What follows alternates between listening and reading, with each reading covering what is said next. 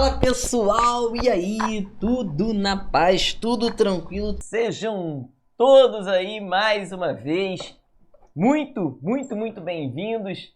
E agora a gente vai para a parte em que você vai aprender a pontuação. Primeira coisa, o que mais a gente vai trabalhar na pontuação é o uso da vírgula, que é isso que cai em prova. É o uso da vírgula, tudo bem? E aí, pessoal, a vírgula, ela serve para indicar uma pequena pausa. E a gente vai ver quando é que nós vamos usar a vírgula. A primeira regrinha, e aí talvez aquela mais tranquila de todas, né? A vírgula, ela serve para separar o vocativo. Professor, o que é o vocativo? O vocativo é o chamamento. Lá na primeira aula de sintaxe que a gente foi ter, olha, já tem tempo, hein? Lá na primeira aula, lembra da aula de sujeito? Primeira aulinha de sintaxe, eu coloquei para vocês a estrutura da sintaxe, termo essencial, termo integrante, termo acessório. E lá eu falei que o vocativo, ele não se encaixava perfeitamente em nenhum dos três termos. Ele não é termo essencial, não é termo integrante, também não é termo acessório. Por quê? Porque ele não se liga sintaticamente a nada no texto. O vocativo, ele não se liga sintaticamente a nada dentro da oração. É por esse motivo, tá, pessoal, que todo vocativo tem que ser separado por vírgula, porque ele não tem ligação sintática com o resto da frase. E toda vez que você chama alguém, você tem que colocar esse termo isoladinho por vírgula. Por exemplo, Maria, vá ao mercado logo. Quando eu falo para você, Maria, vá ao mercado logo, eu estou chamando Maria e falando para ela ir ao mercado. E aí Maria é o nosso vocativo, tudo bem? E aí é o seu chamamento. Eu preciso colocar com vírgula. Quando eu falo para vocês, bem-vindo, bem-vindos, queridos. Queridos é o vocativo, ó. Queridos, sejam bem-vindos. Isso aqui é o vocativo, é o chamamento, certo? Aqui, se eu falasse assim, ó, parabéns, pessoal. Quando eu falo assim, parabéns, pessoal, pessoal é o nosso vocativo, porque eu estou chamando o pessoal e dando parabéns para eles, né? Os soldados já estão prontos, coronel. Coronel é o nosso vocativo, ou seja, é o nosso chamamento, né? Coronel, os soldados já estão prontos. Então nós temos ali o nosso vocativo, correto? Desejo, meus queridos, que todos vocês conquistem seus objetivos. Desejo, meus queridos, que todos vocês conquistem seus objetivos. Meus queridos aqui é o nosso vocativo, ou seja, é o nosso chamamento, beleza? O nosso vocativo.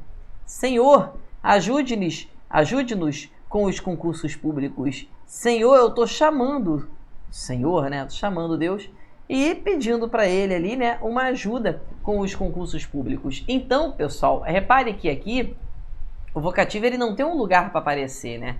Ele pode aparecer no início, ele pode aparecer no meio, ou ele pode aparecer no final da sentença, no final da frase, tá? A única coisa que eu tenho para falar para você é o seguinte: se é vocativo, se é chamamento, tem que estar separado por vírgula, tudo bem? Porque todo vocativo precisa ser separadinho por vírgula, beleza? Então, se tem vocativo, tem que estar isolado por vírgula. Se esse vocativo aparece no início da frase, eu preciso colocar uma vírgula depois dele.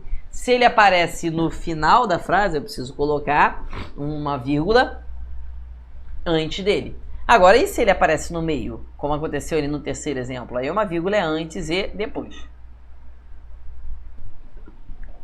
Tudo bem? Certinho? Certo? Então, identificar um vocativo não é algo que vai trazer para vocês grandes problemas. Agora, a vírgula também serve para isolar, separar o nosso aposto explicativo. Queridos, É muito comum você encontrar em prova a questão pedindo a diferença entre aposto e vocativo. Isso é muito comum. E a melhor coisa que você tem a fazer com relação a isso é você entender que um não tem nada a ver com o outro. A única semelhança entre os dois é que os dois termos precisam estar entre vírgulas ali. Mas, queridos, o vocativo é um chamamento, o aposto explicativo é uma explicação de um termo que normalmente vem antes dele. Por exemplo, quando eu digo para você, Maria, minha filha, não gosta de estudar. Maria, agora eu estou explicando quem é Maria. Maria é minha filha, não gosta de estudar. O que é isso? Isso aqui é o aposto explicativo, pois eu estou explicando quem é Maria, certo? Maria, agora eu vou explicar quem é ela. Minha filha não gosta de estudar. Nós temos um aposto explicativo aqui. Olha, Pelé, agora eu vou explicar quem é Pelé. Pelé é o rei do futebol. O que é isso? Pelé, rei do futebol, fez história no esporte. É o aposto.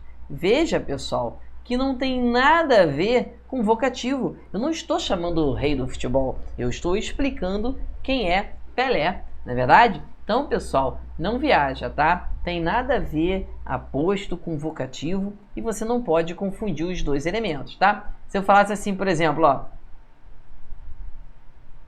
Elias, coordenador do curso, é muito ruim de bola. Elias, agora eu vou explicar quem é Elias, coordenador do curso. Veja que nada aqui se assemelha com o nosso vocativo. Agora, normalmente, tá, pessoal, o vocativo, o aposto, desculpa, ele aparece depois ali. Ele vai explicar um termo que foi colocado antes. Léo, pode ser o contrário? Eu posso colocar um aposto antes e o termo que ele está explicando eu posso colocar depois? Pode, pessoal. Na língua portuguesa, tudo é possível. Olha só, se eu falasse assim, ó, brilhante piloto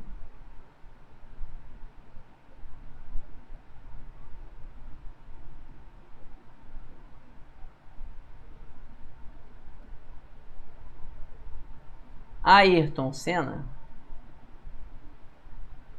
morreu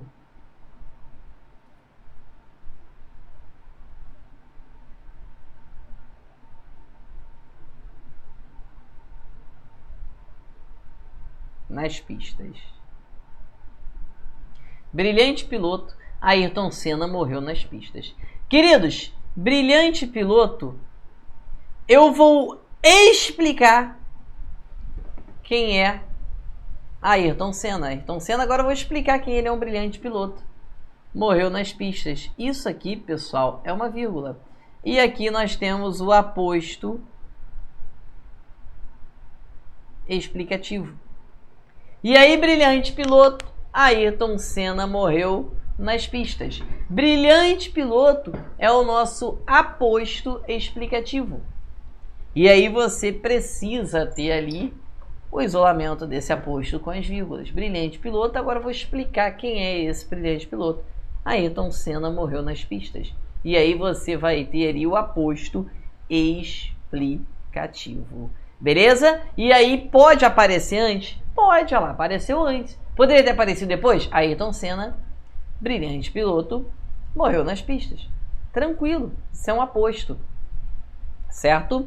Agora, lembra lá da oração subordinada adjetiva explicativa? Parece pra caramba um aposto, né? Mas, queridos, não é, tá? Oração subordinada adjetiva explicativa é uma coisa, aposto é outra, tá legal? Ó, agora, olha só. Pode acontecer de haver uma confusão entre aposto e vocativo? Pode acontecer de haver uma confusão entre aposto e vocativo? Pode acontecer. Olha só, Marcos e Fábio, meus amigos, foram viajar. Como que você classificaria o termo aqui, meus amigos, se eu colocasse dessa forma entre vírgulas? Eu quero que você dê uma pausa nesse vídeo e diga para mim qual seria a função de meus amigos aqui nesta frase e qual seria a função de Marcos e Fábio nesta frase aqui. E a mesma coisa eu quero que você faça aqui. Aqui, meus amigos, não está entre vírgulas, está com a vírgula somente antes. Eu quero que você diga a função sintática de meus amigos e a função sintática de Marcos e Fábio. Dê uma pausa nesse vídeo e pense nessa função sintática aí. Correto? Pensou? Pensou. Então vamos lá, olha só, presta atenção. Quando eu falo assim, Marcos e Fábio, meus amigos, foram viajar. Concorda comigo que eu posso entender que eu estou explicando quem é Marcos e quem é Fábio? Quem são eles? Meus amigos. Ou seja, aqui eu posso classificar esse termo como um aposto. Mas concorda comigo que não seria uma viagem, não seria tão errado eu dizer que eu estou comunicando aos meus amigos que Marcos e Fábio foram viajar? Olha só, meus amigos, presta atenção. Marcos e Fábio foram viajar. Vamos supor que não fosse Marcos nem Fábio. Fosse Marcele e Fabiana, duas mulheres. Marcele e Fabiana, meus amigos, foram viajar. Olha aí, meus amigos, eu não posso estar chamando e comunicando aos meus amigos que aquelas duas pessoas foram viajar? Então, pessoal, não é uma viagem total você dizer que aqui você tem um vocativo também. Então aqui, pessoal, dependendo do contexto, você pode interpretar como aposto vocativo. Coisa muito parecida com aquele primeiro exemplo, né? Maria, minha filha, não gosta de estudar. Há algumas pessoas que têm mania de chamar outras de minha filha. Meu filho, olha só.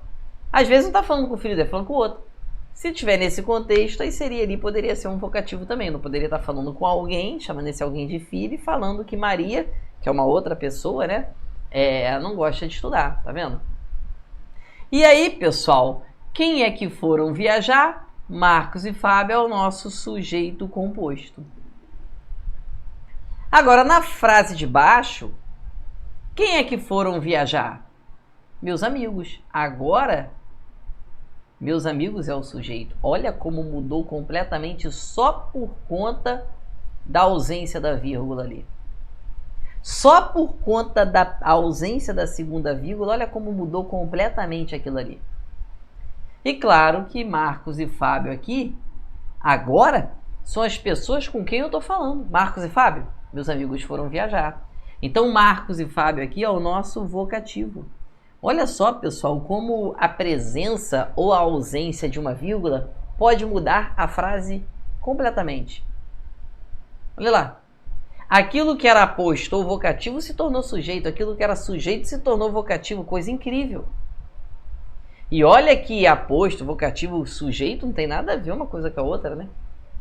Mas ali você poderia confundir só pela presença ou pela ausência de uma vírgula. Impressionante o quanto uma vírgula faz muita falta.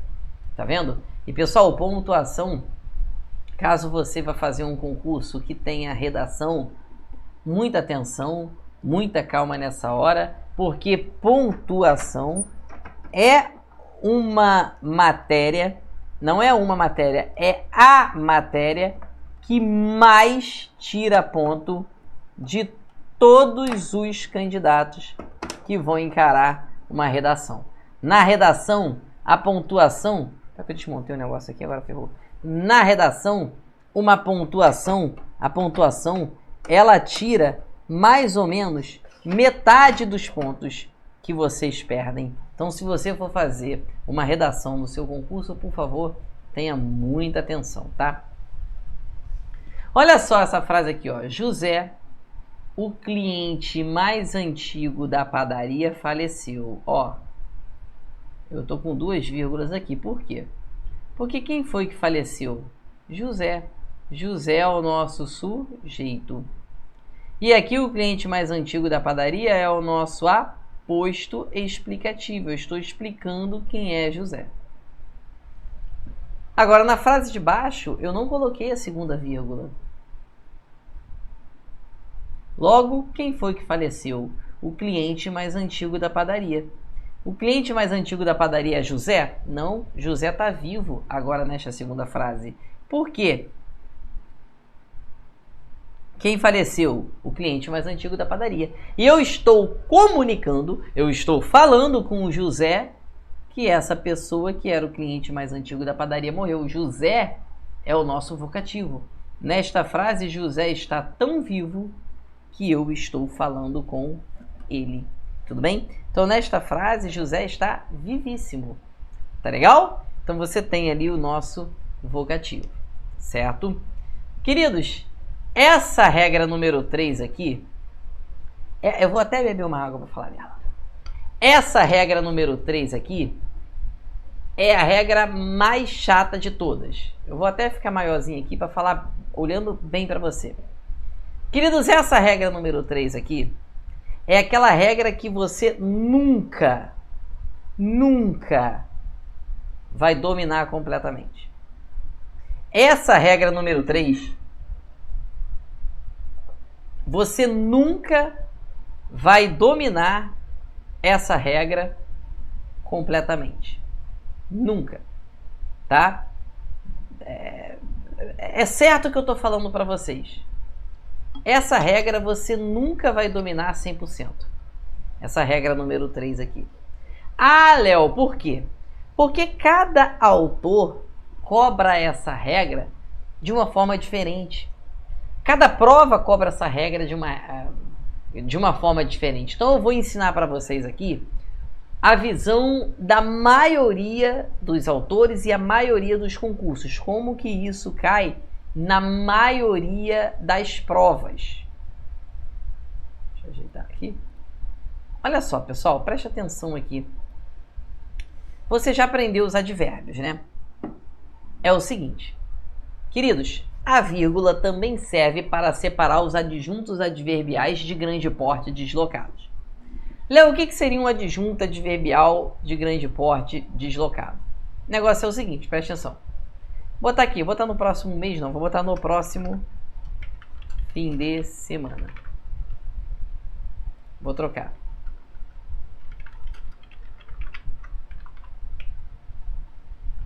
Depois eu explico por que eu estou trocando.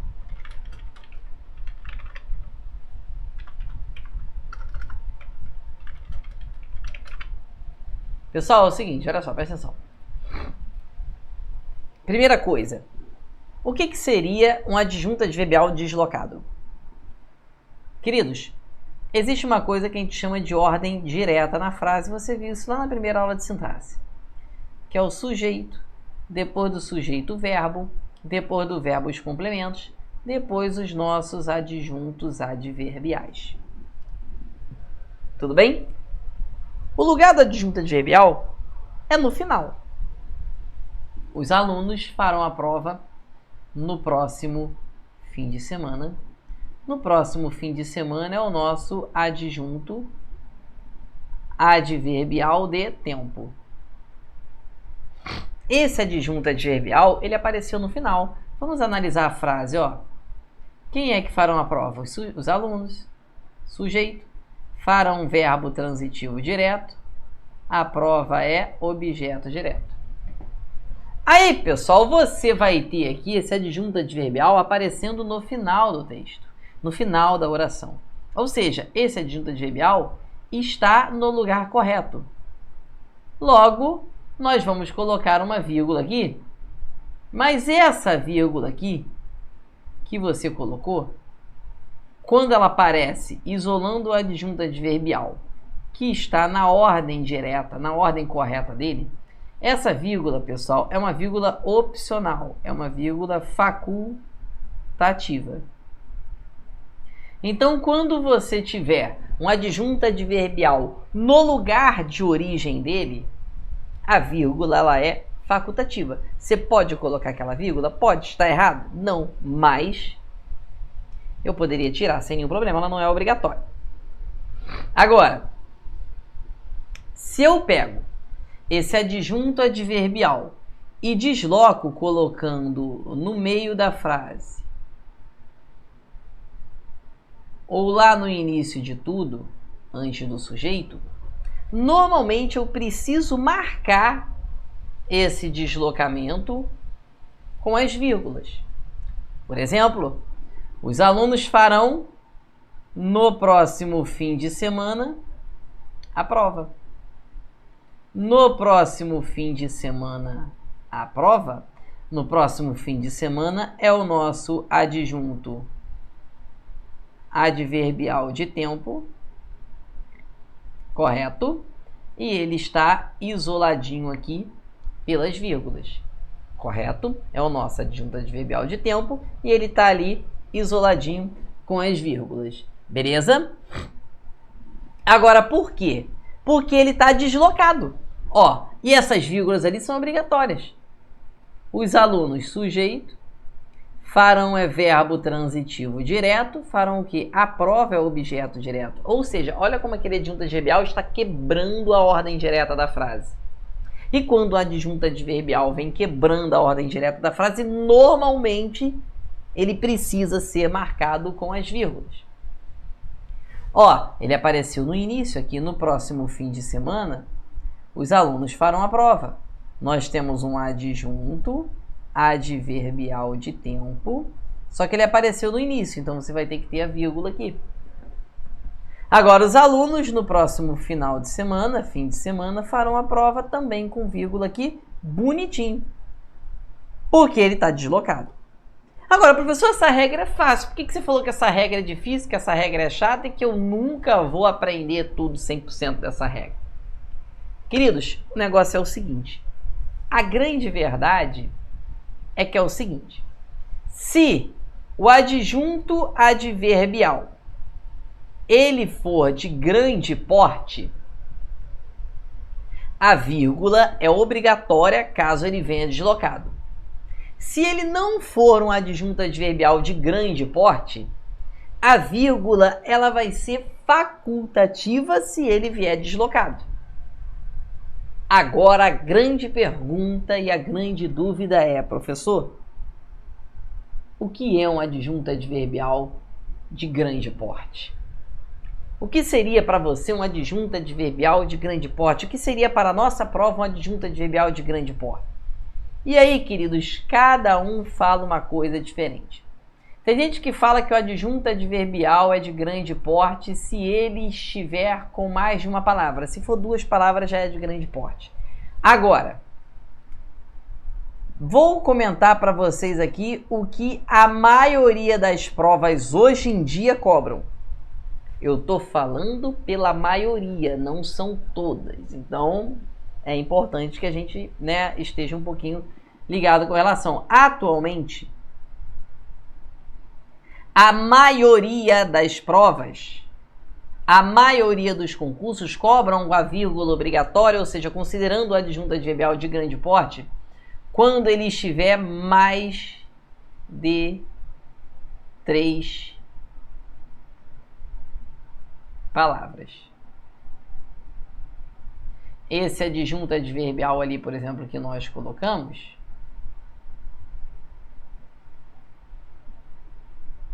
nossa, eu marquei a letra ruim, meu Deus. Palavras. Esse adjunto adverbial mesmo que nós colocamos aqui, ele tem no próximo fim de semana. No próximo fim de semana, 5 palavras. Então, é sim um adjunto adverbial de grande porte. É um adjunto adverbial grande, é um adjunto adverbial extenso. E aí a vírgula seria obrigatória caso ele viesse deslocado. Tudo bem? Agora, Léo, e se o adjunto adverbial for pequeno? Aí a vírgula, pessoal, vai ser facultativa até mesmo se ele vier deslocado. Por exemplo, hoje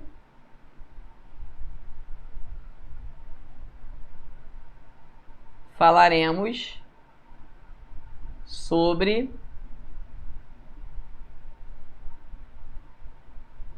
pontuação. Hoje falaremos sobre pontuação. O hoje, pessoal, também é um adjunto adverbial de tempo. E aí você pode colocar uma vírgula aqui porque ele é pequenininho. Certo? E aí você tem um adjunto adverbial de tempo aqui, mas essa vírgula aqui ela é totalmente facultativa, porque esse adjunto adverbial é pequeno. A dúvida é, Léo, e se o adjunto adverbial for com 2 palavras? E se o adjunto adverbial for com 3 palavras, como aconteceu ali no próximo mês, por exemplo?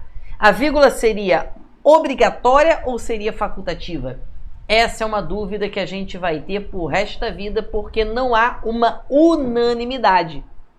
Eu não posso falar que a prova vai cobrar desse jeito, ou vai cobrar dessa forma, vai cobrar assim 100% das vezes. Não posso dizer isso para você, porque não existe esse consenso.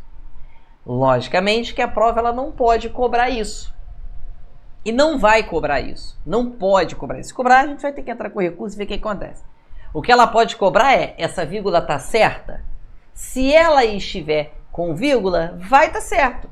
Agora, cara, se é obrigatório ou se é facultativa, aí complicaria um pouco a nossa vida.